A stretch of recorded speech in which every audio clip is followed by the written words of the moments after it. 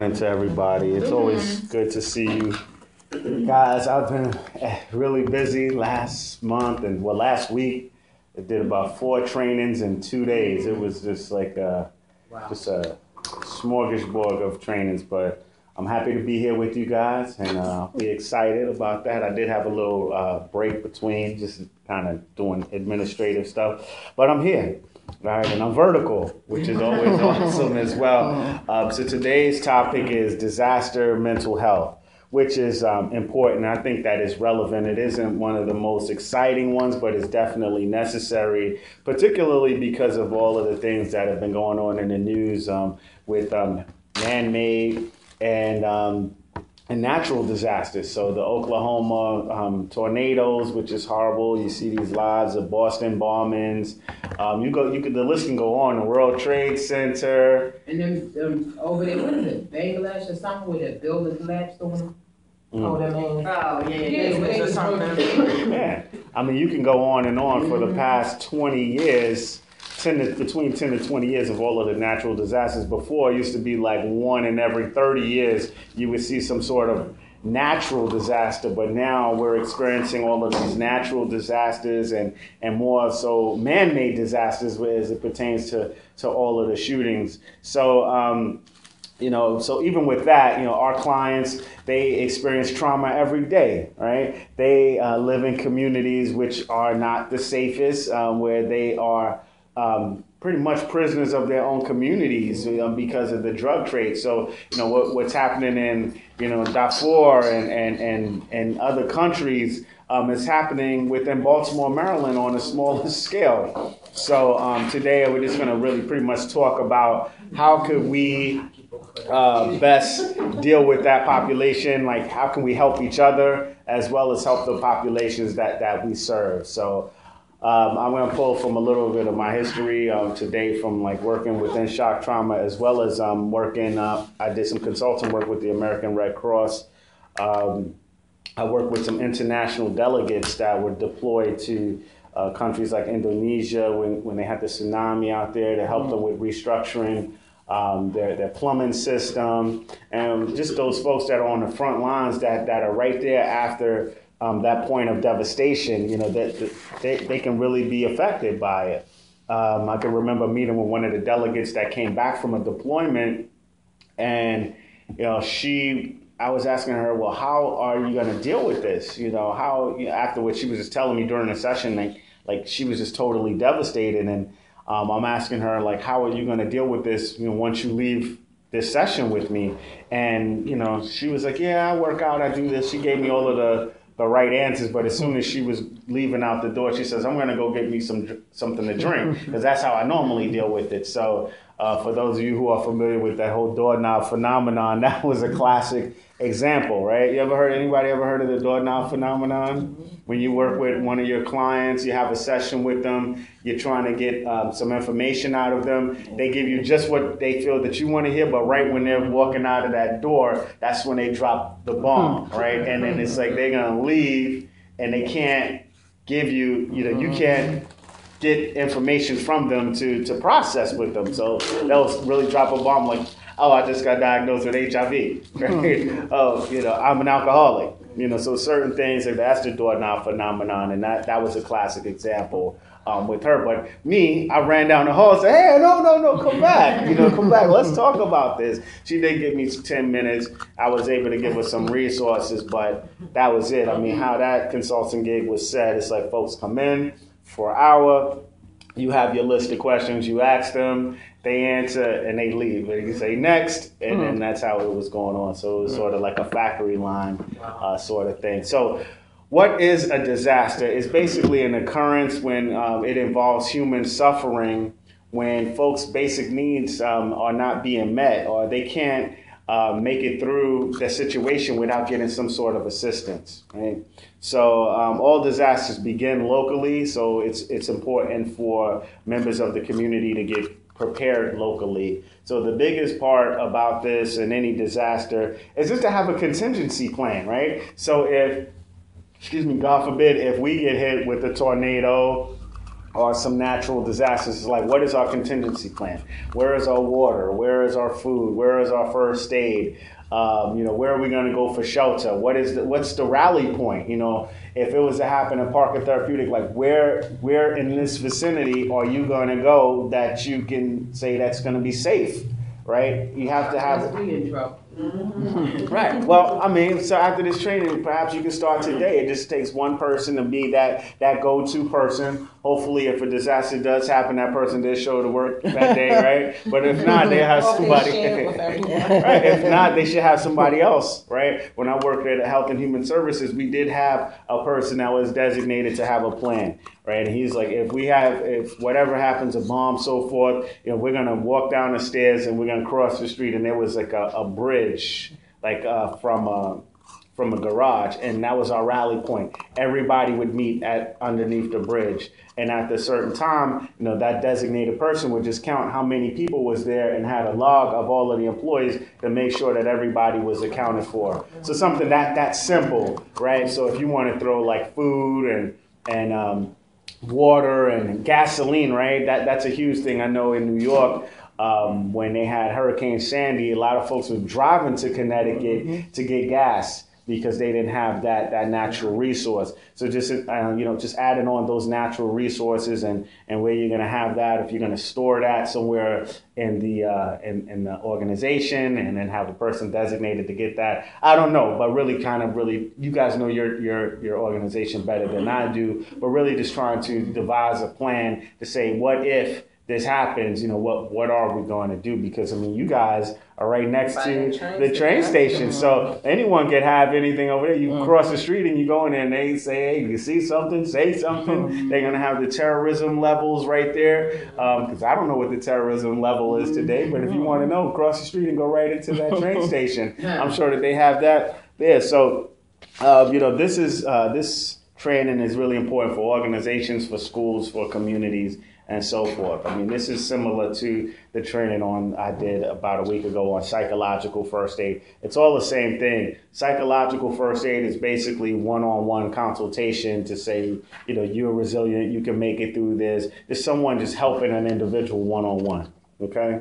The objectives today, I'll go through each one. It's just identifying disaster stress and grief reactions to abnormal situations, how to provide social support systems to recovery after a disaster, and how to work together and function during and after a disaster. So when you talk about the first one, the disaster stress and grief reactions to abnormal situations, when we talk about our clients, a lot of them, they have normalized some of this abnormal types of behavior. Their lives are so filled with trauma and victimization that they become numb to it, right? They become numb to it. It's just it's just a way to accept it. And that's just, for some of them, just being victimized is sort of a rite of passage for some of them. I remember going into a client's house. I think I may have told you guys this story. I tell it so often, let me know. But nevertheless, went into a client's home, to a client's girlfriend's home, and he was incarcerated. He asked me to go there to get some clothes because he was going to court. This is my first time meeting his girlfriend and her mom. And, I thought one thing about my client was like he was a predator. He was a drug seller, right? But he was predatory with his business because he would target older women who had young girls, right? Who has young girls as daughters that were teenagers. So this was one of this girl had his baby. She was 16 years old. Teenage girl had this guy's baby. He was 24 years old. She had a baby for him. So anyway, I go to the home to get the clothes. And the mom was very hospitable, asked me, did I want to have a seat at the dining room table? I have a seat there, and then we start talking, and she's telling me about her daughter, who's the client's girlfriend, and she says, well, she's been sexually abused so many times, I done lost count.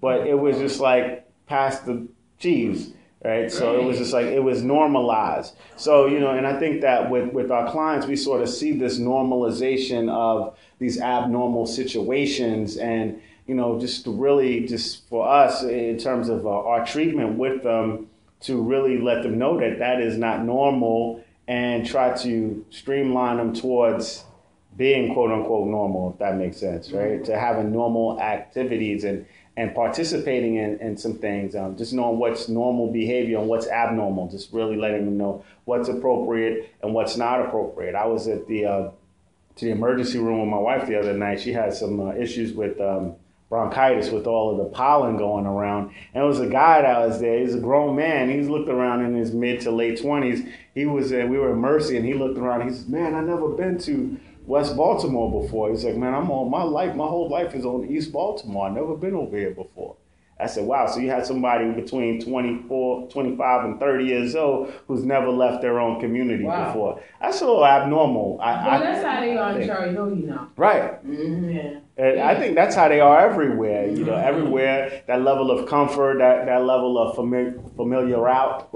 familiarity, you know, folks are, you know, just feel safe within their own areas. So, so that's important. And then just providing that social support. So although we're the clinicians, we're there, and, you know, we get paid to help them, you know, by providing them with those social supports. But there needs to be folks within the community to be social supports for them as well as they are going through, you know, some disasters or trauma or so forth. So I'll ask you guys, does a person have to be directly affected by an event to experience stress responses? The answer is there, right? But no, people can experience stress. Can experience stress responses. It is vicarious victimization. If you see someone else being victimized, you can feel like you're being victimized or traumatized as well by somebody else's victimization. Okay, just by seeing that. Factors influence responses to traumatic events. The degree and the nature of exposure.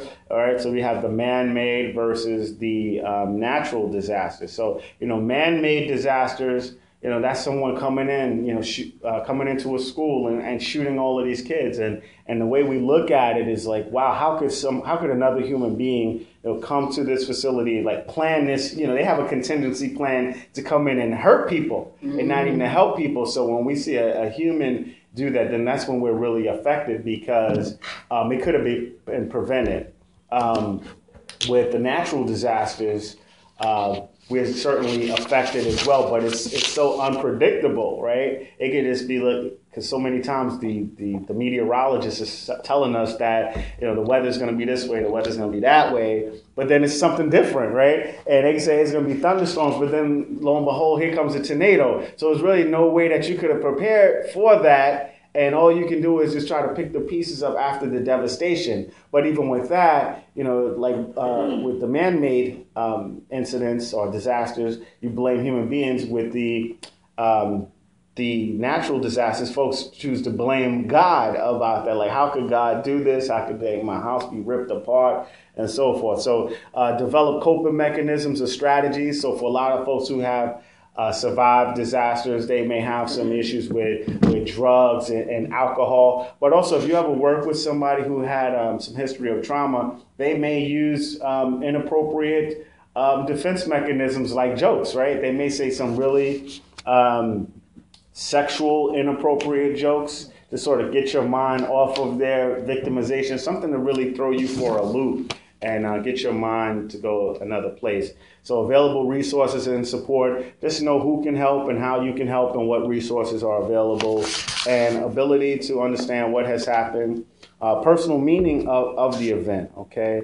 If it's a war on terrorism, then it's like, wow, you know, you put a face towards it. If they say this is like a Middle Eastern person, when 9/11 happened at World Trade Center, everyone hated Middle Eastern people, even if you looked Middle Eastern and wasn't. You know, everybody was sort of against you with that. Don't let the heads be wrapped up. Right. Right, you go on an airplane, you know, it was this sense of fear that was really inculcated in us. And, you know, even with the DC Sniper, when they had the white van. Behind the car, that was gas in the car and stuff. I'm serious. Yeah, it's just learned behavior, this level of fear. Yeah, and it's crazy because you don't, you know, your sense of normalcy is changed, right? So how you cope with things is serious. I mean, we have, we become primal. We become like soldiers in battle, right? When they're walking through the field, but they don't know when they're going to step on a landmine. It's like we're living our lives like that. But you know what, things about this sniper situation, and I'm going to tell you, it really shows the stereotype and the profilers, because they looking for some white people. Right. Okay? And all the time it was black people sitting right in front of their face. That was really crazy to me. That shows you how closed that their minds was, you know, to a situation like that. To think that only one color type could do something like that. I mean, maybe in the past it's been known, you know, that it was that type, but I don't think that we should put people in categories to say what kind of damage they can do. Right, absolutely. I mean, most definitely. I mean, the stereotypes have been there, but now all of these stereotypes have totally changed right now. Right. So anybody could be, you know, a potential terrorist, and you know, and I think that's why so much heightened security, where there's cameras everywhere, right? You can't even sneeze without it being caught on videotape. Excuse me, everybody has a camera on their phone, right? And we have about what? I'm looking across the room. We have about 8 cameras here, 2, 4, 6, 7, 8. Yeah, you know, that's eight cameras right now. You know, that's 8 cameras, right? So there's always something to be aware of. So populations at risk for psychiatric problems following traumatic stress, those exposed to the dead and the injured, right? And so those first responders. If they see someone who's dead or really severely injured, have a limb hanging off their torso, you know, that image can be in your mind forever. The elderly or the very young, okay, those are fragile populations. People with a history of previous exposure to trauma. I mean, you know, some of it, I think with that last one, some of those folks are so immune to it or so numb to it that it may not even have an effect on them. But then there's some that just seeing that trauma will take them back to that first incident within their lives when they first was exposed to trauma as well. So populations at risk for psychiatric problems following a traumatic stress continue. People with other major life stressors, you get stressed out at your job, say, hey, the supervisor's always, you know, picking on me. I want to, you know, they're bullying me, right? Okay. You know, you see a traumatic incident, that may just take you over the edge, right? People with poor support systems, not having someone to talk to about your issues, or to have an outlet, if you will, you know, those folks are going to be more susceptible to some psychiatric problems. And those with chronic medical or psychological disorders, those individuals can all, you know, they all sound like our clients, right? All of those individuals, they need the support and they need some advocates as well. How do we assist individuals in crisis, right? Face-to-face, that's the one-on-one, right? We can do it telephonically over the phone. You have the 911 operators, or some do it well, some do it don't. Some don't do it well. If you think about the, Amanda Berry, right? That 911 operator didn't do it well. But, you know, being on the phone is really difficult. The girls that they just found.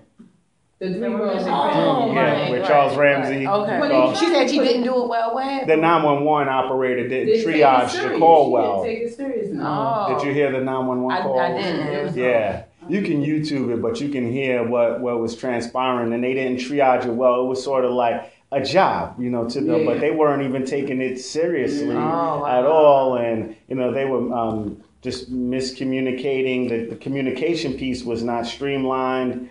So it was a lot of things. That they had so many prank calls in the past about that. Yeah, so they just tried to say they thought it was another prank call. But you gotta take when every you in that position, you Absolutely. can't never not take it serious. Yeah. You know, Because what if? Like, Yeah, you definitely got to take it seriously. seriously. Man that came by. Yeah, exactly. So you definitely got to take it seriously. You know, because when you work in a call center, they got him on.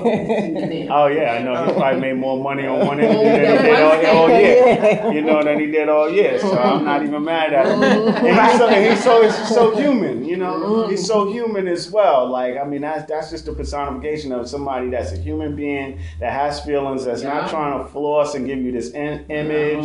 And you know, he's in touch with himself. He knows, you know, he knows himself, right? But when you talk about the telephone, you know, that's interesting because you can't look at the person's facial features. You can't see, you know, the nonverbal communication. You know, when I'm working in a call center, I remember I talked to a guy who called into the EAP, says, hey, I'm going to kill myself, and I'm like, wow, do you have a plan? Do you have a way to do it? Do you have an instrument to do it with? And he's like, yeah, he's telling me all of these things.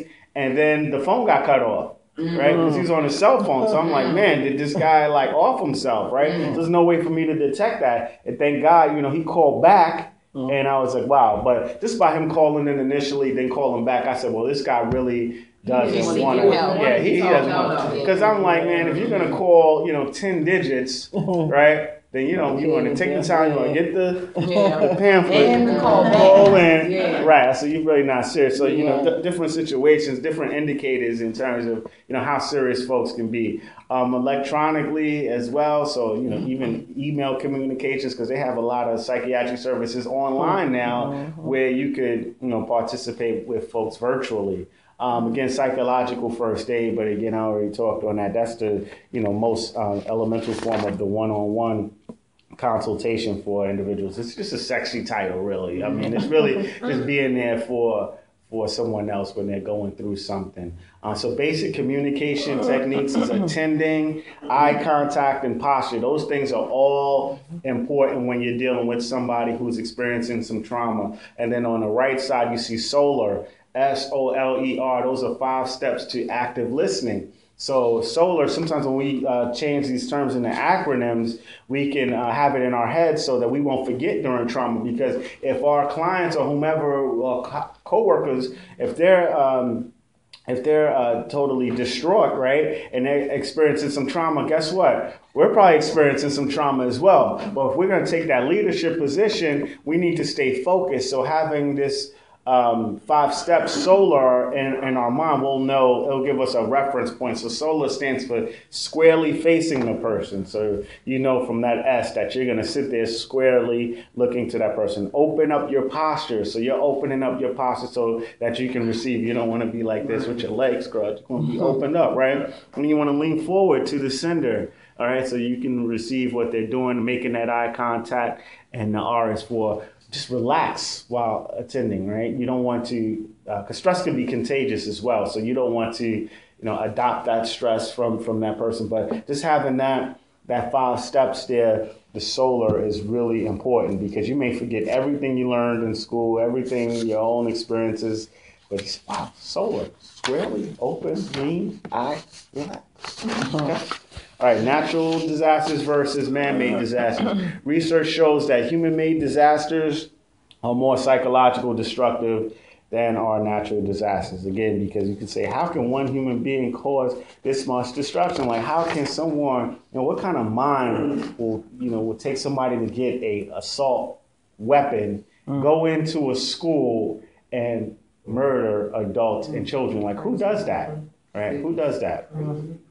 All right. So psychological versus medical footprints. Okay. So you see that the little caption there. The medical footprint is the small circle right there. So if someone gets injured, a shot, or loses a limb. I know with the Boston Bombers, they had a lot of features of a young lady who she was running in the race, but she also was a dancer, and she lost part of her leg. Mm-hmm. That's going to be repaired. She could get a prosthetic limb. She says that she's going to dance again. But that's that one part of the trauma right there. But the psychological footprint is the huge part. That's something that it may take a lifetime to deal with as well. Unless you get some EMDR, because we talked about that before, the eye movement desensitization reprocessing. And there was an EMDR mobilization team sent to Boston to triage some of the victims up there. So that's a good thing. So what are normal responses to traumatic events? I'll ask the group. What do you think is a normal way to deal with your trauma? How do we? Yeah. Mm-hmm. Anybody else? Some people suppress it. Mm-hmm. Anybody else? Screaming. Yeah. Hey, you get mad, right? Yeah. You get mad, you want to bang some stuff out. Sometimes you can find some strength that you never knew that you possessed, right? You pick up a chair and just start banging that thing until you won't even know that it was a chair before. But we all have some different reactions. But here's some. So profound sadness, grief, anger, feelings of depression, anxiousness, loss of interest in your usual activities, numbness, lack of feeling, edginess, trouble sleeping or concentrating. And with our clients who have experienced some trauma, they can become very argumentative as well. They could be very defensive. So although you could be there to try to help them, they're going to try to provoke an argument or confrontation with you because they don't have any outlets to bang all of this fear out. So the way that a lot of them may have dealt with their issues and stress before is by getting in physical altercations. So you're there trying to help them as a clinician, and they're going to pick a fight with you, right? So it's really important for us to not feed into the negativity that they're trying to get us to. They're trying to provoke us. Don't feed into it. And to really just channel them back, just try to bring them back and keep them focused. Well, let me ask you a question, right? Please. How do you deal with being in negativity every single day, right? And people telling you not to feed into it. Don't let your emotions take control. But at some point, you're a human being, you know. Mm-hmm. So how would you deal with that situation, knowing that, it's always choices, mm-hmm. but you want to make the best choice, right? Mm-hmm. But in trying to make the best choice, the trauma is still there. Mm-hmm. So you're talking about like a traumatic event or at the workplace? I'm talking about at the workplace. Right. Well, if it's at the workplace, before, like I said before, we all have a choice, right? Mm-hmm. To have internal and external locus of control. What are the things that we can control? What can we not control? So I think the things that we can control, we need to focus on those things. So, do you exercise? What do you do when you're stressed out? Do you exercise? Do you, what's your diet like? What are those things? Because then when we come to the workplace, there are going to be some things that we cannot control at all, and it's gonna personify itself. But it gives you have the ability to deal with those things when you have these other outlets, when you're doing some other healthy things. Like, for example, if you have a hard day at the workplace, I have a punching bag at home. I can go home, beat up on this punching bag. That's healthy for me. I can go and run 2-3 miles on my treadmill. Like, that's healthy for me. But if I don't have those outlets to express my feelings, then it's going to fester, and I'm going to crack. And and that's good advice and everything, but I even think about the kids that be in situations for years and stuff at a time, and, they could come into foster care, and they could be shown different ways or whatever, but it's senseless to try to overlook a situation that's not there. And I say that because a lot of times they get sent right back into the same situation, mm-hmm. and they're expected to handle it a different way, but we are human, and at some point, it's just, you have your breaking point, mm-hmm. and I don't know. I think it might be better just, you deal with what you can, like you say, you handle what you can, but some things are out of your control. Right. So at some point, I don't know, to me, it might be good just to walk away from the situation. That's the way I see it. Yeah, well, you certainly can walk away from situations before it gets that big that, you want to get involved and it gets volatile, because, looking at the next steps to say, hey, if I feed into this negativity, what's going to be the next result? Like, am I going to get incarcerated? Am I going to lose my job? And see, it's different when you talk about kids and adults, right? Kids are totally reactive. Their brains aren't even fully developed yet, right? The human brain isn't developed until it was 21 and 25 years old is when it's fully developed. Mm-hmm. So, so that's when they're responsive to things. So you're giving them the different tools to learn how to deal with things as they approach adulthood. Now, for adults, we're already supposed to be wired with what we need. And some of us say, hey, I know the consequences, but I'm so mad that I'm going to respond to this, and I'm going to just deal with the consequences. I got enough money in the bank to bail myself out, right? And I'm just going to deal with this because that's how upset I am, right? So, just knowing the consequences, children don't really know the consequences. They think they're going to be alive forever. They don't think about death. You get to a certain age, as an adult, you start thinking about your whole life and looking back on that and then thinking about what have you contributed, and, you start thinking about death. Mm-hmm. So it's a reality. So, but it's it's hard for me to answer like concisely because I don't have a specific example. But I really think if you look at it from the constructs of what can you control and what can't you control, like you can't control another human being's, personality, another human being's affect. You can't control those things. Now, maybe annoying as hell, right? It may annoy you and it may be tough to deal with, but getting up, coming to work, that you're gonna be exposed to that, right? Yeah. So you can just say, hey, I can avoid them because that's a skill as well to avoid. But you can only avoid it for so long. Trust and believe that. Right. Because at work you have to have contact with. Right. You can only avoid it for so long. And this speaking about personalities, and when you have other people like, you yourself can control you can set your limits, but you can't set another person's limit. And I think sometimes when people have an A-type personality and, they get put in a situation where it builds it up even more, it makes them worse. Right. And to me, sometimes you have to be the smarter person and just walk away from it because it's like it's not worth the battle. Because at the end, you're going to lose anyway, especially when, they holding the power, so to speak. Right. Well, I think one thing that would be advantageous for this group, and I mean, it's good for every organization out there. I mean, it's not in your training module through me, but, maybe, again, if I come back or whatever, the schedule could be augmented. But a team building activity, and it's on the DISC model. You guys are familiar with the DISC, anyone? DISC. All right, so the DISC model is really finding out the different personalities at the workplace, and it's just a streamline of questions there, and you rate yourself, you score yourself, and based on those scores, you'll have a D. You'll be either a D, a I, a S, or a C type personality. Mm-hmm. So at the top, let me see if I know all of them. Like a D is a dominant personality, right? So you're always like in control all the time. I believe it's influential, like you're an influencer, right? S is, I can't remember the S. And C is, I don't know, I got to bring it back to you guys. But I could, no, actually what I can do is I can just bring in the way for you guys to just score yourself. But what it is like you see what the different personality types are categorized in, you identify yourself, and then you see, so let's say if Linda was a D, she's dominant. I know that I'm an I, I'm an influencer, right? So knowing that she's a dominant person, how can I work with the dominant person? Like, the exercise gives you different ways to how to communicate. I think Franklin Covey has a training kind of based on that. Y'all ever heard of Franklin Covey? Yeah, absolutely.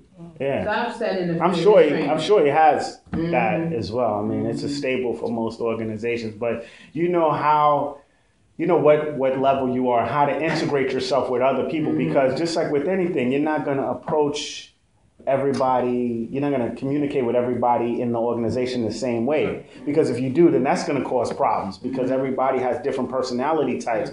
And when you rate yourself, you're rating yourself on your work style, not your personality style, but on your work style, on the work you. So you know who you can communicate with, and then based on that, once you know who's what category, you know who to go to for certain things, right? And you know who you can't go to for certain things as well. So it's very helpful. They say that don't do the whole exercise if you're not willing to implement it at all. Because some people say, oh, well, we did it and Linda's a D. She's dominant already, so they kind of make light of it. But it really can be helpful for an organization when you do it collectively, like everybody doing it together, like management, and line staff, admins, everybody doing it together. It really is. I did it for this for a healthcare facility because they were getting low scores on their patient surveys. And a lot of it, when I walked in the door, I could see why the scores were so low, because patients were in wheelchairs outside smoking cigarettes, and staff was giving it to them. I mean, it was a lot. Like, I was like, would this be a place where I would want to put, my mom? And I'm like, no, right? I'm like, no, I wouldn't do it. So I'm like, this is why the rates are so low. But I did it with them, and the light bulb went off. And it was just a strategic way to show them a way that they could take responsibility for themselves, but also getting to know your work self, because we sort of have these images of ourselves saying, well, I'm professional, right? So I go to work, I'm always a professional. But, okay, that's just one place, and that's just what you think. But just finding out the specific style, your work style, is really important to see that and to know that, to have a point of reference. And really, just because you get those different ratings in terms of what type of work style, that can change when it comes to crises, right? Mm-hmm. So when, if a bomb goes off and I'm an influencer, I may not be the person trying to influence people. Or Linda may not be the person that's going to be the dominant personality. Say, everybody, let's go to the rally point. She may not be that person, right? So it changes when you're exposed to stress, okay? This is a good segue to get back to it, is the behavioral changes. Okay, so obviously the change in the appetite is always huge, eating more, eating less, increasing substance abuse, and also the interpersonal conflict, the physical signs and symptoms, fatigue, muscle aches, nausea, diarrhea, headaches, high blood pressure, shortness of breath, sexual problems. All of these are basically associated with stress. All of those symptoms are associated with stress. So signs you or your coworker may need assistance dealing with stress. You basically feel overwhelmed, right? Your responses interfere significantly with your ability in daily activities, right? And symptoms worsen over a month or more. So these symptoms are synonymous with trauma as well, and you can become numb to that. All right, signs you or your coworkers may need assistance dealing with stress continue.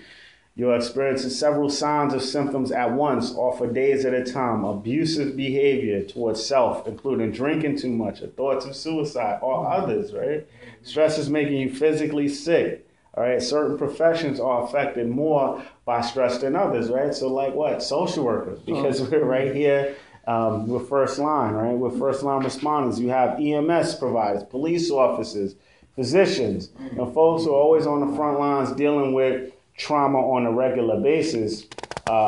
It can definitely be impacted by stress, because all of these individuals, your clients, their stress is filtering through you, and you're trying to make sense of someone else's stress. Okay, that's a hard job. That's a very difficult job to do. So compassion fatigue, because we can be so compassionate that we just give all that we can give to an individual where we're just like emotionally drained. So compassion fatigue is a form of burnout that manifests itself physically, emotionally, and spiritually. You're spiritually exhausted for all of your efforts. So to prevent or to recover from compassion fatigue, take time for yourself. Right, so making that time. I know Miss Linda's really good with taking some time. Where are you? Oh, I'm in Atlanta. Oh, I'm at the beach. I'm not taking any photos. But she still emails me back. I'm like, wow, why is she emailing me? Why is she going on her email? So that's the thing. You got to totally disconnect yourself from the workplace. And, because all the times I emailed you, it wasn't anything important. But I said she went in here in her inbox. Yeah. What if you feel like you can't do that? Can't do what? You can't disconnect totally. Because I know. I have my moments now. I can disconnect. Don't think I can't. Well, I mean, it's important. I think it's important to do it, because I know that certain times you can't, because with social workers it's similar to like physicians, right? Because it's like, if I don't come to work, who's gonna save this life? It's the same thing with social workers. With some social workers. Apparently so, right? That's right. And that's awesome. Yeah, it's nothing like the enthusiasm of a fresh social worker right out the box, right? It's nothing like that. But it's really like a balancing act too, because you don't want to. You'll see the effects that it's having on yourself, because sometimes we'll be so fast to move around and do things for other people, you don't see the effects that it's having on you until it's too late. You don't want to sacrifice yourself where you're taking like blood pressure medication or because all they're gonna do is replace you anyway. And that was important. That's an important piece, because I worked at an organization and we always worked. It was this burnt out culture, right? Everybody was overworked, You know, some of us was underpaid. Some people were getting paid, but we were doing the same job. But nevertheless, you know, that's why I left. Because I was like, come on, man, you getting 30,000 more than we doing the same thing. You working 3 days less than me? Come on, that doesn't balance out. But it was a culture of, you know, stress and fatigue and just this compassion fatigue, and it will take over you, you know. And I think just having that insight to look at yourself to see why are you doing this. And I mean, I think the only person that could answer that is yourself. You know, I mean, I have a neighbor, every time she comes to my house, she wants to talk about her job. And it's a pain in my ass, right? Because I don't want to hear about, you know, your job and how upset you are, but it's like, can you disassociate yourself from the job? Like when you're having dinner or you're on vacation and it's like, hey, you know, so how's your day? Oh man, it's so great. I'm enjoying my vacation. I'm away from my job at this foster care agency, Parker Therapeutic. Like it's in every conversation that you have. That's when it's a problem. Like, because you're so much more than what you do at your job at the 9 to 5. Like there's so many different components, but when it becomes like a part of who you are, then that's when it's an issue, right? When you see kids in the, you know, in the community and they're doing some negative things, oh man, you probably forced a child, right? I wonder what agency they with, right? You get that comes a part of that as well. When I worked at Shock Trauma, I hope not. well, for some folks it does, and I mean it's natural when you really give a lot of yourself and you don't have a cutoff point. You know, you can make that association. You know, it's hard to disassociate. You know, when I worked at Shock Trauma, worked with so many black males, and they were involved in the drug game. And then when I would go out to like Druid Hill Park, and you see guys drive by with nice vehicles, and you know, so one of my buddies said, "Man, this guy's probably a drug dealer right there." He said, "Mike, he could be an attorney. How did you don't know that?" Yeah. Right? And then I said, "Wow!" I had that aha moment to say, "Wow, you know, I need a vacation." I need a vacation, and then ultimately it was like I need a permanent vacation from this job because it's just too much, you know. And I think that's one of the beauties about our profession is that you can leave an organization and go to something using your credentials to do something totally different and get a lot of life out of that. Like when I worked at Trauma and other places, I worked part-time at the community college. I was an advisor because those students would, you know, breathe life into me and to be able to help them with their academic courses, choosing and selecting their courses, to help them with any needs that they have. I mean, I really enjoyed that. I was like, wow, this is pretty cool. So that was like my little refuge to kind of get away from, you know, schizophrenia and all of the other things and GSWs and so forth. So it's important. So there's an assessment on here that I want you guys to take a moment to do. Can everybody read it? I didn't. Yeah. You can read it?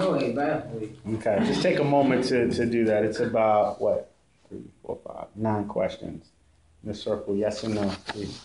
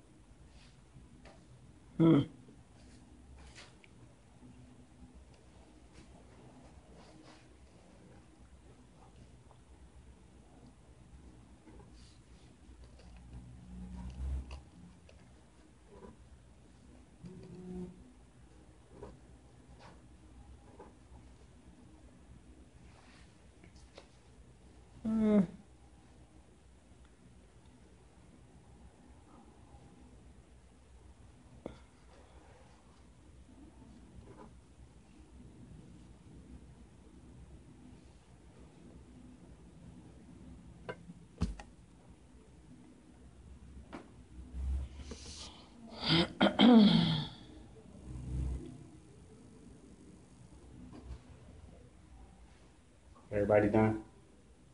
All right, cool. All right, so personal concerns.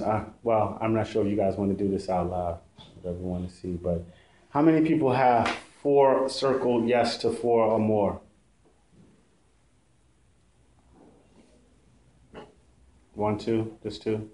All right, if you circle 4 or more yes to it, then you have some issues with compassion fatigue. Okay.